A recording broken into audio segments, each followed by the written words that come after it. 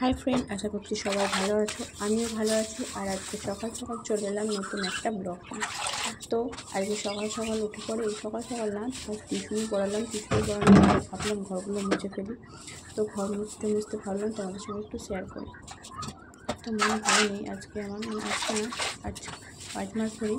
কারণ তোমরা জানো যে এখন আমি আর ভিডিও দিচ্ছি না আগের মতো। তবু ভাবলাম আজকে একবার করি ভিডিও। তো ঘরটর মোছার পর রান্নাঘরে চলে এলাম।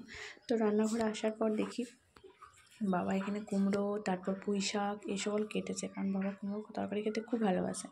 তো এটা দেখলাম কাটা আছে। তো ভাবলাম যাই চটপট স্নান করে নিই, তারপর কুমড়ো তরকারিটা করে ফেলবো।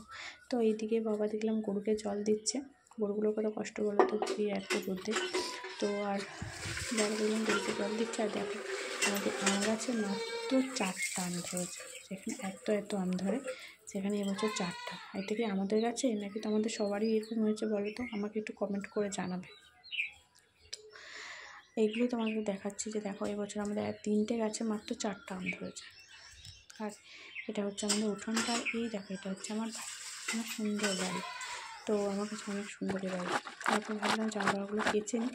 তো জামাটাগুলো মাখাচ্ছিলাম সাপুরিতে। তারপর স্নান সেরে একদম তোমাদের কাছে চলে এসেছি। স্নান সেরে জামাগুলো ভাবলাম মেলে দিই।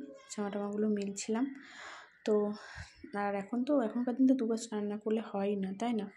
তো জামাগুলো বাবার কটা জামা ছিল কাচলাম, আমি স্নান করলাম।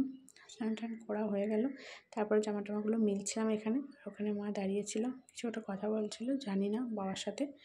তো জামাগুলো মিলছিলাম আমি তখন। এখনও উঠানের মধ্যে রোদ আসেনি সেরকম, কেননা এই যে আম গাছগুলো ছাওয়া আছে তো ভালো লাগে।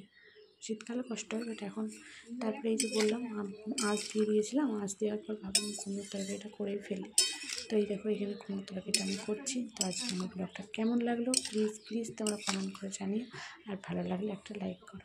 আর সবাই অনেক ভালো থেকো। তো আজকে আমি আমার ব্লগটা এখানে শেষ করলাম। টাটা, সবাই অনেক ভালো থেকো।